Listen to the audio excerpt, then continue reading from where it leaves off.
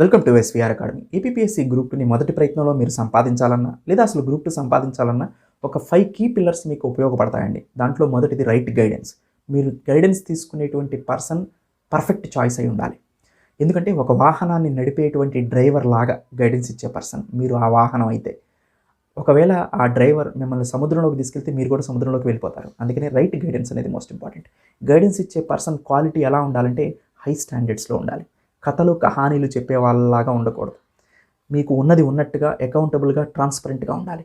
అలాంటి వ్యక్తిని గైడెన్స్గా మీరు తీసుకుంటే అది మీకు అసెట్గా మారుతుంది.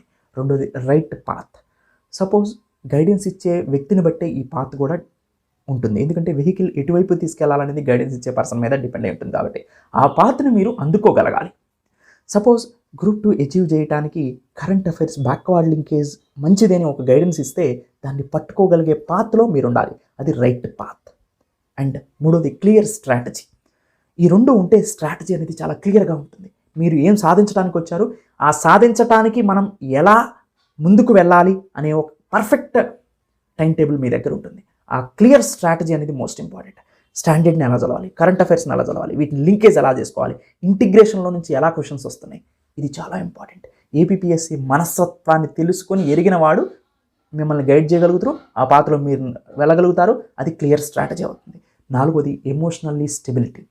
ఎమోషనల్ స్టెబిలిటీలో మీరు చాలా ఎమోషనల్గా బ్యాలెన్స్గా ఉండాలండి. ఎందుకంటే లాంగ్ టర్మ్లో జరిగే ఎగ్జామ్ కాబట్టి మీ యొక్క ఎమోషన్స్ని అప్లిఫ్ట్ చేసి మీ యొక్క మెథడాలజీ అంటే ప్రిపేర్ అయ్యే విధానాన్ని కనుక వెనక్కి నెట్టేస్తే అది మీకు డ్రాబ్యాక్ అవుతుంది. అసలు ఈ ఎమోషనల్ స్టెబిలిటీలో మీరు ఫాలో అవ్వాల్సింది ఏంటంటే పక్క వాళ్ళతో కంపారిజన్ మానేయాలి. వాళ్ళు అది చదువుతున్నారు, అది కొన్నారు, ఇది చేశారు అనే దాన్ని మానేయాలి. అండ్ డిజిటల్ డిసిప్లిన్ కూడా చాలా ముఖ్యం. సో ఎమోషనల్గా మీరు స్ట్రాంగ్గా ఉండాలి ఈ లాంగ్ టర్మ్ ప్రిపరేషన్లో. దానికి సంబంధించినటువంటి ఇంపార్టెంట్ టాపిక్స్ని కూడా నేను హౌ టు ప్రిపేర్ గ్రూప్ 2 అనే కాలంలో కోర్స్ పర్చేజ్ చేశాక మీకు దాంట్లో ఇంట్రడ్యూస్ చేస్తూ ఉంటాను నేను. అండ్ ఫైనల్గా మీకు కావాల్సింది కన్సిస్టెన్సీ. ఒకరోజు 5 గంటలు చదివి ఒకరోజు అసలు చదవకుండా 10 రోజులు మళ్ళీ మానేసి 11వ రోజు మళ్ళీ బుక్ ఓపెన్ చేసి ఇలా ప్రిపేర్ అయితే మీ యొక్క స్ట్రెంగ్త్ అనేది వీక్ అవుతుందండి. రోజు కనుక ప్రిపేర్ అయ్యి చూడండి, అది మీకు అసెట్ అవుతుంది. కన్సిస్టెన్సీ మెయింటైన్ చేస్తే రివిజన్ ఈజీ అవుతుంది, సిలబస్ ముందుకు అవుతుంది. చదువుతున్నాను అనేటువంటి ఏదైతే స్ట్రెంగ్త్ ఉందో, ఆ ఆలోచన ఉందో, అది మిమ్మల్ని క్వాలిఫై చేయించడానికి కూడా సహాయపడుతుంది అన్నమాట. అందుకని ఈ 5 కీ పిల్లర్స్ని కనుక మీరు ఫాలో అయితే మీరు గ్రూప్ 2 అచీవ్ చేయటం అంత కష్టమేమీ కాదనమాట. దీన్ని నేను పెంటగాన్ స్ట్రక్చర్గా చెప్తున్నాను. సో ఇది టోటల్గా ఈ పెంటగాన్ స్ట్రక్చర్ యొక్క ముఖ్య ఉద్దేశం అండి. Thank you. Have a nice day.